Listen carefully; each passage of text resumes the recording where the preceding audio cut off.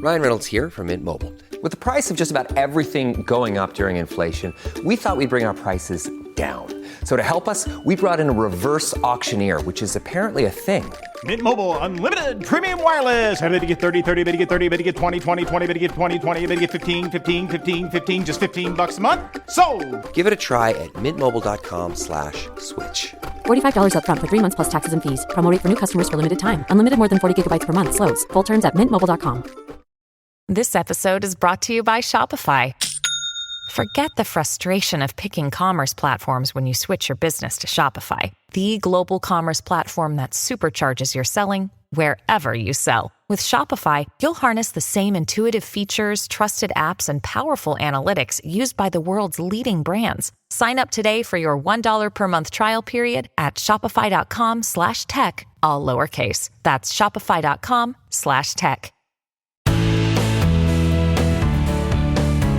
Screen time is a huge problem. The news media has let us know that too much screen time causes obesity, and we've heard about behavior and mood problems, so we all feel guilty now when we veg out. We also feel like we need to manage our kids' screen time. The thing is, we have almost no idea what our kids are doing online, so we try to find educational activities, and honestly, I have a suspicion that not all screen time is that bad. It wasn't that long ago that screens meant television and video games, but now there are like a million interactive games and storytelling apps and YouTube videos. I myself watch drum instruction videos all the time. Does that count as screen time? If I'm doing that, what is my son doing? He might be learning about the Crimean War. I don't know. The other thing is that screens used to be tied to our house. Screen time was automatically limited because you could only use it in one place. But now it's in our hands all the time. It's not screen time anymore. Now it's digital media, it's mobile, it's everywhere, and it's impossible to limit. Most of us have heard the recommendation that we need to stick to 2 hours or less of screen time. And you know how our phones like to tell us how much time we've spent on them. So we feel a little guilty and maybe a little shame. But here's the thing. Research now shows that some of it isn't so bad. Yes, screens are a huge problem, but not in the ways you think. It's time to ditch your guilt and shame. On today's episode, I'm going to share with you how to stop the battle over screen time with yourself and your kids, and how to feel better about using digital media. I'm Dr. Wendy Hunter, and I'm the pediatrician next door. I'm that doctor friend you call for practical advice about your kids' health. I mix the science of medicine with the reality of parenting. Here's the problem about digital media. We've all gotten the message that we need to reduce our kids' screen time, and this turns into a battle in a lot of homes. It's super hard for a lot of us to wrap our heads around this because we just don't really know that much about the effects of media because it's so broad now. Let's break this down. First, the types of media out there have expanded very quickly, and we can't have experience with everything our kids are using. It's just not possible. I talked with Dr. Jenny Radesky. She's an associate professor of pediatrics at the University of Michigan Medical School, and she specializes in developmental and behavioral pediatrics. She's also the co-director of, wait for it, this is a very long title, the American Academy of Pediatrics, National Center of Excellence on Social Media and Youth Mental Health. Her research examines the use of mobile technology by both parents and children. Dr. Radesky has updated the new guidelines, and she's going to share some of her insights with us. First, I asked her about how media has changed the landscape. So I think what is so hard about parenting right now is that we all grew up in, I grew up in the 80s, right? Or 90s, when the technologies in our houses were like a TV in the room. And there was a telephone on the wall, and like the new technologies coming out were like call waiting and cable. My parents were like, oh no, cable. We can't get cable for the kids. The Atari came out, and then like Nintendo came out. So there were these technologies, but they were coming out slowly. They were confined to one room, usually. They were not personalized. They were not collecting data about us in that interactive way. And so they kind of had their place. Certainly it could become excessive. There were concerns about too much violence, too much negative content, like, highly sexualized content or other inappropriate role modeling for kids. But From a clinical and a research perspective, this was more contained. The researchers knew, okay, if I want to assess media use in families, households, I will ask about, is the TV on in the background? I will ask, what were the shows that your child watched yesterday? Because it was usually something like SpongeBob or Sesame Street. And then you would ask about things like, is it on in the bedroom? Is it on at mealtime? So they were boundaries around when and where technology could be used. This was the state of technology use when the original guidelines were written 7 years ago. That's when that blanket statement of no more than 2 hours of screen time a day for kids over 2 was released. But a lot has changed since then. And that's why Dr. Radesky says it's so hard for them to make recommendations. We have been trying to research this to give families evidence-based guidance on the best ways to try to manage this at home. But our research can't keep up because technology is advancing so fast. And things are being introduced and adopted and getting to scale and growing fast and breaking things so fast that we're like, wait, okay, we were just studying mobile devices and now you're telling us about AI and now I have to build a research program about ChatGPT? Like, hold on, I'm still researching YouTube.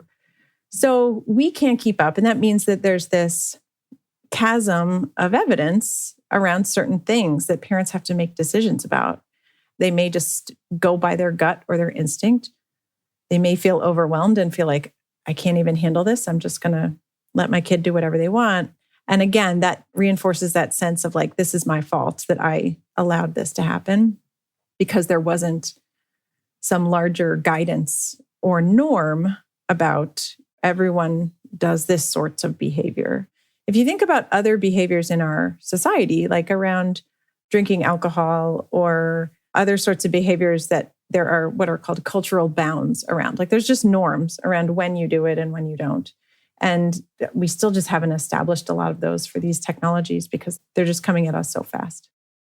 If you feel confused, overwhelmed, frustrated, or any other feeling about your kids' use of digital devices, just know we all feel that way. See, even the researchers and developmental behavioral pediatricians who study this full-time feel like that. Dr. Radesky shares her experience with developing the media use guidelines for kids. I was one of the authors of the screen time guidelines in 2016. So I hear all the time, these make me feel so guilty. And I've thought, why? We don't mean to. We're trying to use supportive language. We're trying to give you some practical guidance. We created a family media plan tool like to go through. We're trying to be supportive. I think the whole idea of screen time triggers guilt for a couple of reasons. One is that it's assuming individual responsibility over a family behavior that's so defined by structural forces. I know I just said a whole lot of jargon, so I'm going to break that down. Individual responsibility is this idea that you, as a person or a parent, are responsible for making sure your family has healthy foods, that they exercise enough, that they sleep well enough. It's all on your shoulders. You've got to make sure that they don't watch excessive screen time. You've got to make sure that they're not sexting each other. You've got to make sure that they're not wanting to be some viral YouTuber who gets creepy comments from adults on it. It's setting us up for failure. And that's where I suspect a lot of the guilt comes from, is that we are trying to push this boulder up the hill where we're saying, okay, I'm trying to get my kid off this video game and it feels impossible. And now they're yelling at me and I feel like a bad mom. And I am blaming myself, even though the video game is designed to keep them on as long as possible. There's textbooks written about how to make the most engaging video game that people don't want to stop playing. We feel this way because kids are exposed to things we didn't experience, and that's unsettling to not know more than our kids know.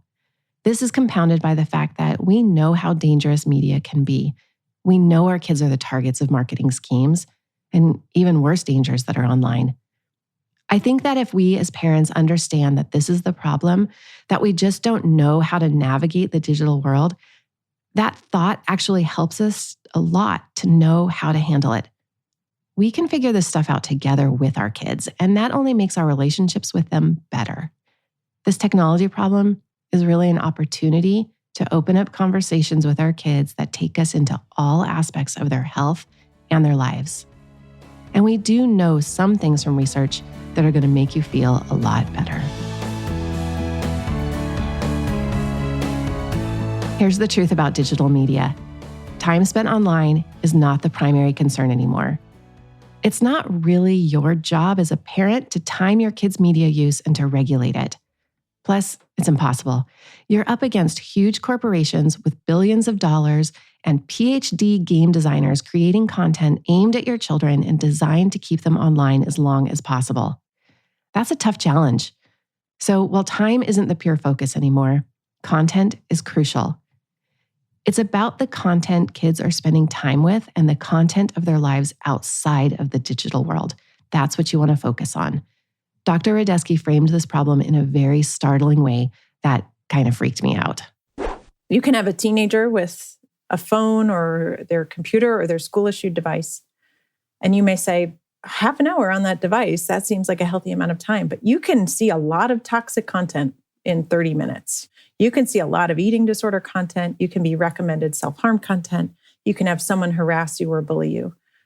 At the same time, you could have 3 hours of playing hilarious games with your friends and not have all of that toxicity or negative interactions. And it can be, on the whole, a positive experience. Content is so crucial. One study showed that switching from violent content to educational content actually improved behavior problems in kids. The study also showed that the quality of parenting had a really strong effect on a child's behavior. Kids who are exposed to inappropriate content and have inconsistent parenting, their behavior is negatively affected, not surprisingly. But a warm parenting style in kids who are exposed to educational content actually had positive effects on a child's behavior. So if your kids are using devices with good content that you have vetted and you engage with your kids with a positive parenting style, I am not going to let you feel guilty about using screens with them. In fact, I might applaud you because it is our job as parents to teach our children how to use devices appropriately. And you can't do that if they have no access to digital media. Digital media is not going away. So unfortunately, you need to teach your kids how to choose healthy foods, how to stay physically active, how to get good sleep, and how to use digital media. And I'm going to talk about how to do that. But first, we have to talk a little bit more about science. First, the obesity thing. Yeah, there's strong evidence of an association between time spent on screens and being overweight. One of the more recent studies showed that watching TV more than an hour and a half a day was a risk factor for obesity, but this effect was primarily seen for ages 4 to 9 years old. To me, that means you really do need to be aware of how much time your elementary school kids are spending online, and be sure their online time is not interfering with them getting exercise. These kids, age 4 to 9, they need to play hard at least an hour a day, 1 solid hour every day. So focus on that number. For kids over 12, they really should already have an exercise habit established and be involved in some kind of organized sport or activity, something that gets them moving every day. And then you don't need to regulate how much time they're spending online, except for those kids, they need a curfew, a bedtime. These kids over 12, you have to give them a bedtime because digital media interferes with sleep, as we all know. So for 12 and up, talk with them to choose a reasonable bedtime, and they have to turn off all screens at least an hour before bedtime. You need to make that contract with them. We know the light from your digital devices interferes with melatonin production. That's the hormone that helps you fall asleep. There's no way to argue against physiology. So this is just one boundary that you as a parent, you have to set along with your child. I know interfering with sleep is a big concern because that's what parents tell me when they're in my clinic. But another common concern I hear from parents is about development. Yes, excessive media use is very strongly associated with language delays and delays in social emotional behavior. But these kinds of developmental problems are far more associated with a lack of quality parent-child interaction. It's not the time on the screen causing the problem. Research and my firsthand experience shows it's the lack of meaningful time spent interacting with an adult That's the problem. So don't feel guilty when you put your child in front of a show so that you can make dinner.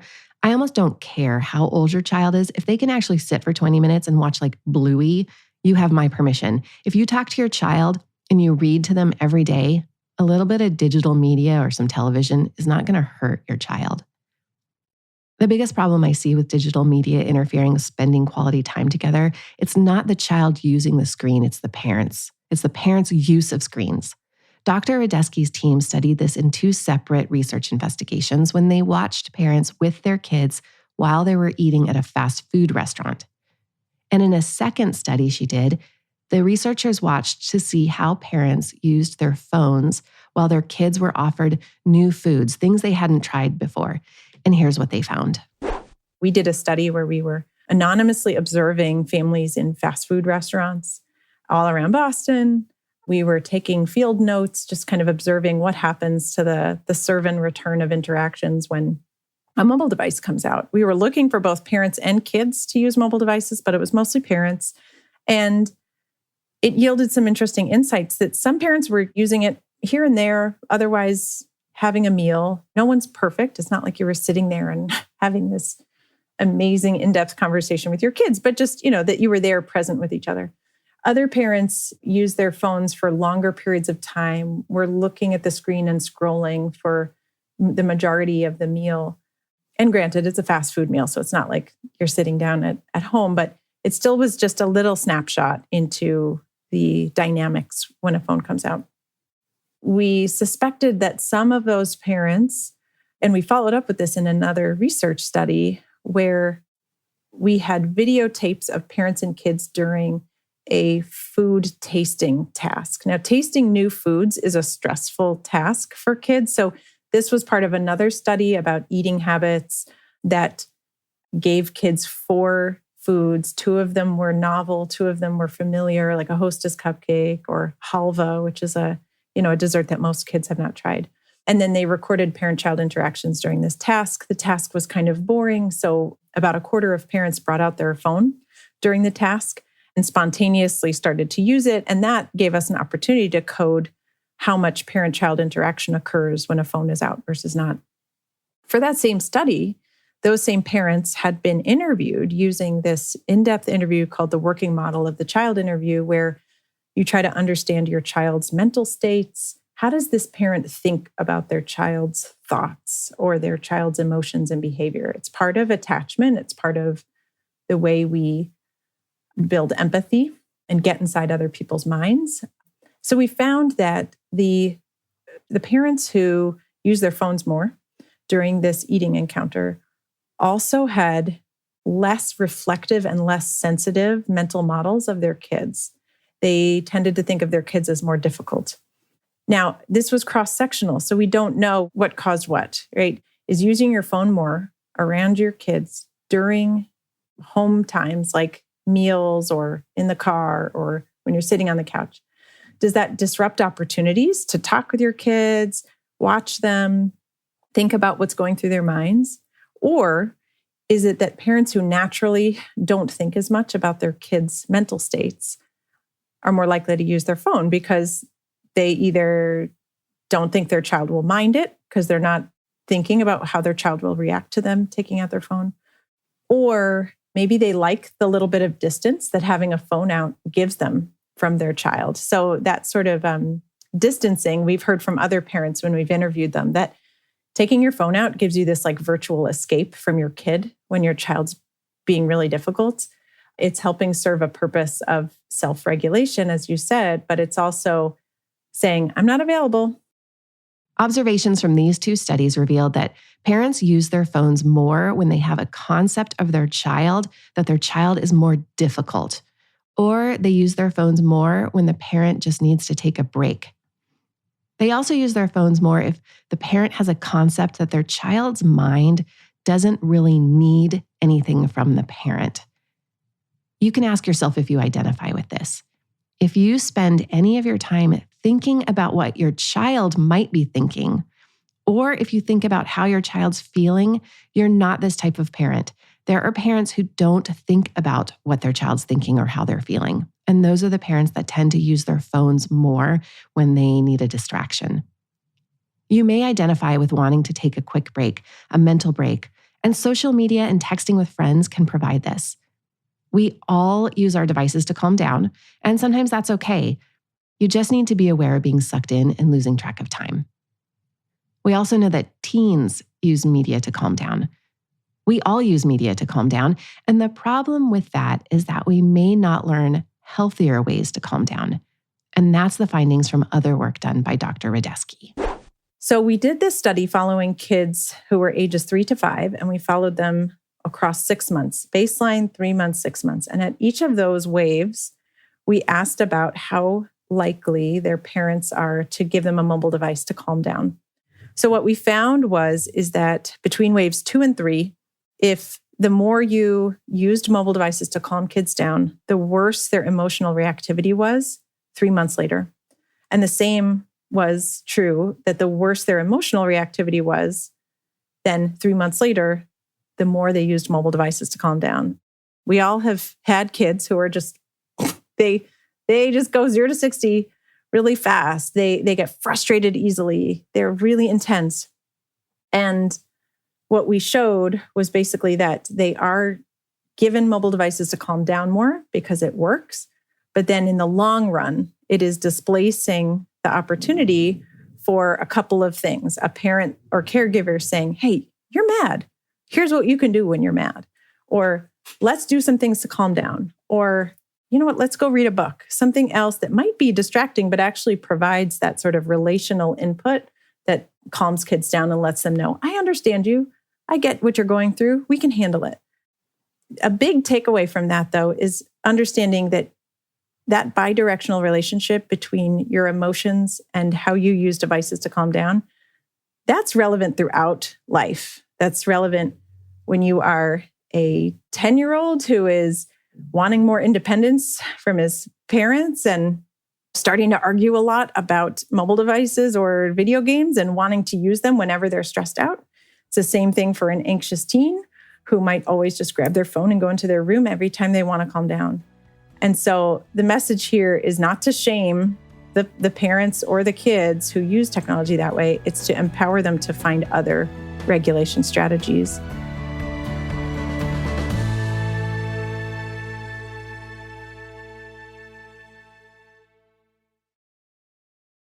Your brain needs support, and new Ollie Brainy Chews are a delightful way to take care of your cognitive health.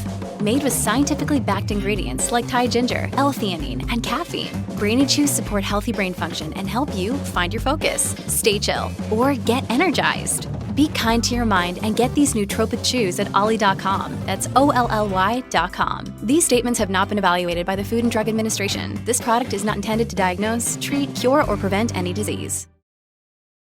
This episode is brought to you by Reese's Peanut Butter Cups. In breaking news, leading scientists worldwide are conducting experiments to determine if Reese's Peanut Butter Cups are the perfect combination of peanut butter and chocolate. However, it appears the study was inconclusive, as the scientists couldn't help but eat all the Reese's. Because when you want something sweet, you can't do better than Reese's. Find Reese's now at a store near you.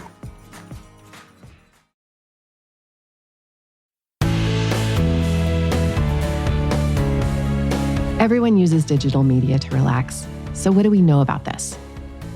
Studies show that television watching has decreased in kids under 8. They're doing other things. But kids over the age of 8 are binge watching television shows.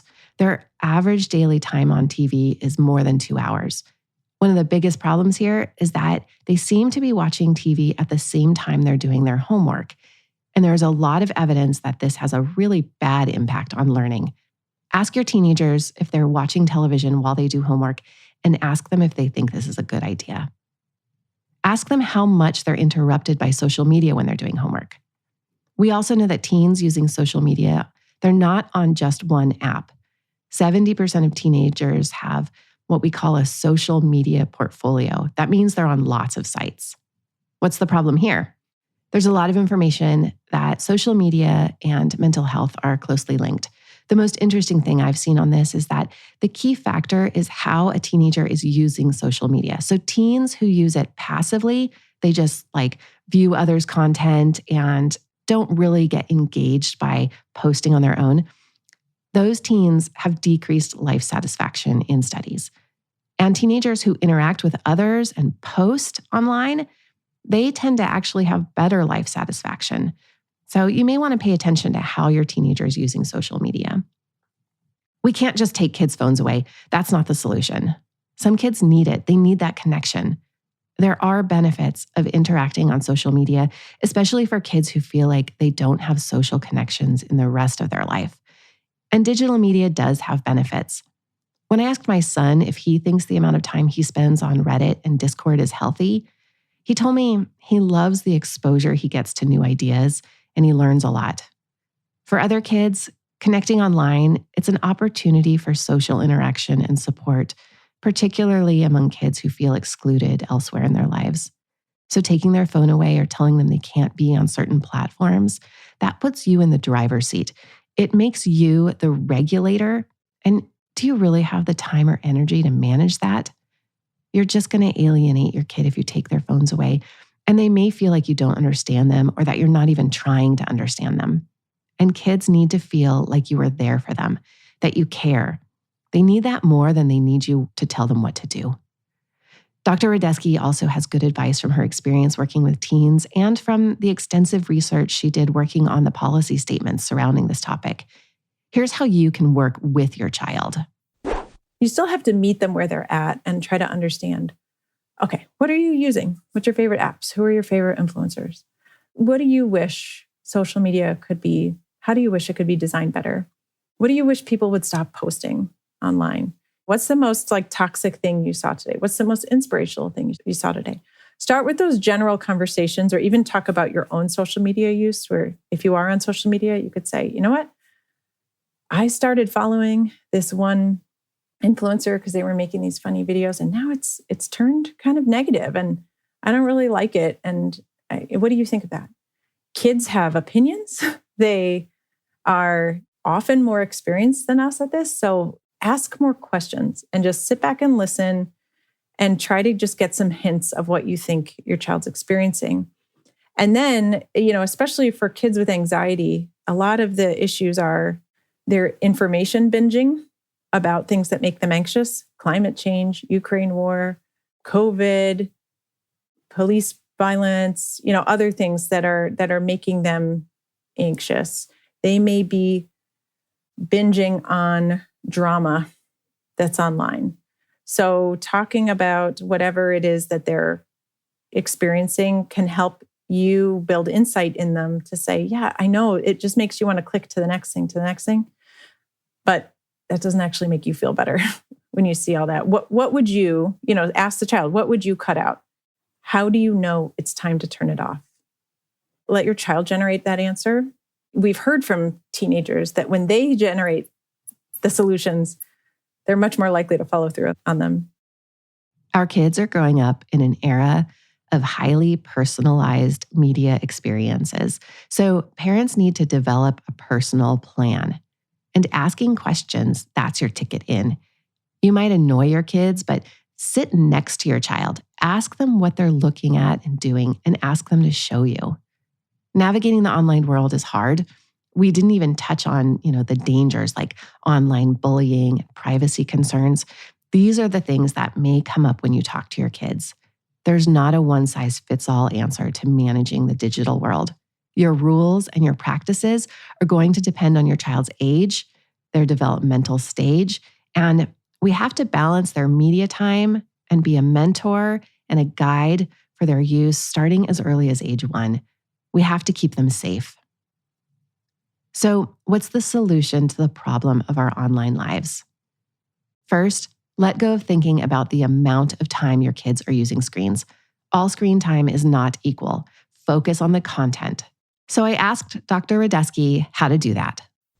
What if you're a parent who doesn't spend much time on social media at all, or your social media bubble is about something completely different than what your child's is, right? So there are resources. I go most to Common Sense Media because they have done lots of reviews of what's out there, what are kids using right now, and what do parents need to know about it.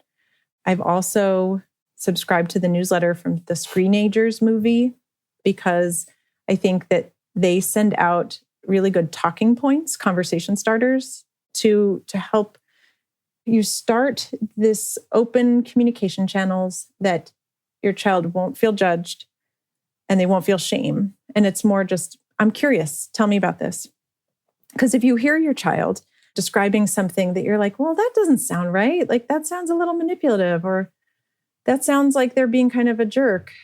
Again, like don't jump in and just tell your child, you shouldn't follow that influencer. They sound like a jerk. But you might say like, well, what would happen if someone did that at your school? What do you think of the message that this influencer is sending? And again, ask more questions to see if they can come up with a little bit of more critical resistance to the messages. Another question is not just about the content that they're seeing, but also like, all right, if you look at your phone, how much time you spend on different apps, tell me which one of these brings you the most joy and tell me which one like feels the most toxic or feels the most mixed. Because that's what most people say is it's like, it's a little fun, it's a little toxic. I can't predict when it's going to be. And then make a plan, you and your child. All right, I'm going to find the app that's that most kind of mixed or icky, and I'm going to decrease my time on it, or I'm going to take a break from it for a week or two and do this like shared little break together where you're like, we'll sit on the steps and chat through about what this felt like. For young kids, I recommend finding age-appropriate content by browsing Common Sense Media. It's a website. And spend time using devices with your young child. Point things out. Talk about what you're playing. This is how you start to teach them to use media. Especially young kids. We know, for example, that ebooks have these interactive features that they seem enhancing, but studies show they're actually so distracting that they decrease a child's comprehension. So you have to interact with your child when you're using an ebook. For kids under 18 months, they should only use screens for video chatting or for looking at pictures with you. In these young kids, teach them ways to calm down that don't involve a screen. Teach them to take breaths and label their feelings, like literally say, I see you feel angry, so that they learn how to identify their emotions. And know that it is totally fine to use a device to distract when you're on an airplane. I'm not going to criticize you. On that note, since devices can be taken anywhere, create unplugged spaces and unplugged times in your home and be very specific about it and enforce that rule. For older kids, encourage ways for them to use their devices for creative and social things. My son creates music online, for example. If your child draws, encourage them to learn new techniques online or learn to use design apps. Next, make your expectations and rules very clear about the topics like sleep, exercise, reading, and social interaction. Your older kids have to be meeting these expectations in order to have free reign of their online time. If your child's getting physical activity every day, they have friends, and they go to bed at a reasonable hour, as long as they're turning their screens off an hour before bedtime and not watching TV and using social media when they're doing homework, you don't need to regulate their time online. And as a family, watch TV together. Talk about what you're watching. Choose shows together. I'm telling you now, let go of any criticism you have of yourself or your kids about their screen time. You have the most up-to-date knowledge now about what's unhealthy and what is not so bad about our online lives. If you want to hear more about the work Dr. Radesky is doing, be sure to listen to the bonus episode when Dr. Radesky shares strategies for working with game designers and policymakers to create a healthier online world for our kids. If you learned something or took away even just one idea from this episode, please leave me a rating and a review so I know you want to hear more. For more from the Pediatrician Next Door, find me on the web at pediatriciannextdoorpodcast.com. If you've got a question about the weird things kids do, send an email to hello@pediatriciannextdoorpodcast.com for a chance to hear your voice on the show. I'm Dr. Wendy Hunter, and I'm the Pediatrician Next Door. This show is produced by Red Rock Music. Make sure to subscribe and leave a review wherever it is you're listening. I'll be back next time with more.